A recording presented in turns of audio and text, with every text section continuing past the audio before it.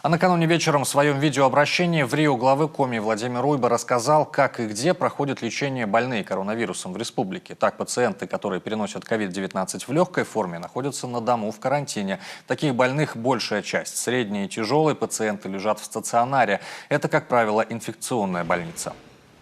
На сегодняшний день выздоровление по заболеванию коронавирусной инфекцией – это не просто выздоровление по клиническим симптомам. Это нужно обязательно получить подтверждение лабораторное после выздоровления и двукратное. Причем эта двукратность должна быть не реже, чем через день.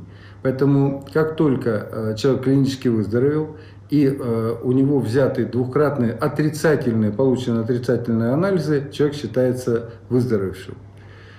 Еще одна новелла, она связана уже с просьбой работников скорой помощи, заключается она в следующем. Если вы делаете вызов на скорую помощь, не связанную с коронавирусной инфекцией, но при этом вы были в контакте, нужно обязательно об этом говорить, потому что тогда бригада скорой помощи одевается в изолирующие костюмы, тем самым создает безопасные условия для своей работы.